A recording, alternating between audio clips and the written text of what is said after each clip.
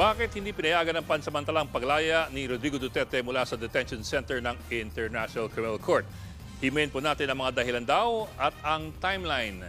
June 12 ng taong ito, nag-file ng request sa mga abogado ni Duterte para sa pansamantalang paglaya sa isang. Ayon mismo sa kanyang abogado, no real or concrete risks exist that Duterte will continue to commit crimes. Rejected ang request for interim release, rejected din ang renewed request at patuloy ang detensyon ng dating Pangulo. Bakit daw? Unang-una, giniit ng pre-trial chamber na meron daw reasonable grounds para isipin na responsable si Duterte sa salang crimes against humanity. Sa issue naman kung flight risk ang dating Pangulo, giniit po ng pre-trial chamber na mulat sa pool, sinasabi ni Duterte na siya ay kinidnap lamang ng ICC. So yung paulit-ulit na pagsabi ni Duterte at ng kanyang pamilya na kinidnap lamang siya ng ICC, hindi pala nakatulong sa kanyang petisyon. Ito pa, ayon sa ICC, may mga binitawan raw na salita si VP Sara Duterte na lalong nagpahamak sa kaso ng kanyang ama. Sa isang Facebook live stream daw mula sa The Netherlands noong July 19, ito raw ang sinabi ni VP Sara, "Let us all collaborate on a jailbreak." Hindi lamang malinaw kung ano po ang konteksto niyan. Ano pa man, mukhang sineryoso yan ng ICC. Dagdag pa raw ni VP Sara, may sabuatan din daw sa pagitan ng ICC at ng gobyerno ng Pilipinas para bayaran ang mga pekeng testigo.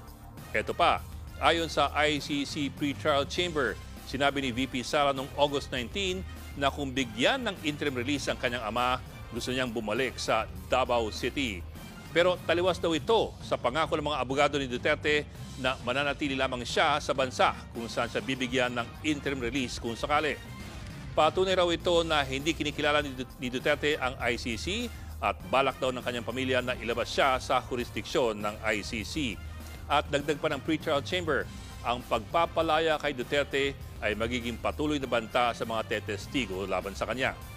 Pinuna rin ng ICC ang sinabi ni Duterte noong House hearing sa drug war noong November 2024. Nang tanungin tungkol sa bilang ng mga napatay sa kanyang drug war, sinabi ni Duterte na kung mahalal siya muli na alkalde ng Davao City, dodoblehin niya ang bilang.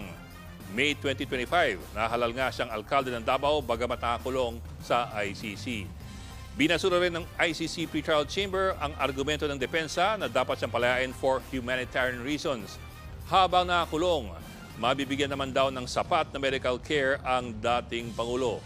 Hindi rin daw pinaliwanag ng depensa kung meron silang nakikitang kakulangan sa medical care na binibigay ng ICC kay Duterte. Kaya sumatotal, naniniwala ang pre-trial chamber na flight risk nga ang dating Pangulo at kailangan ng kanyang patuloy na pagkakakulong para siguradong nariyan siya para sa paglilitis.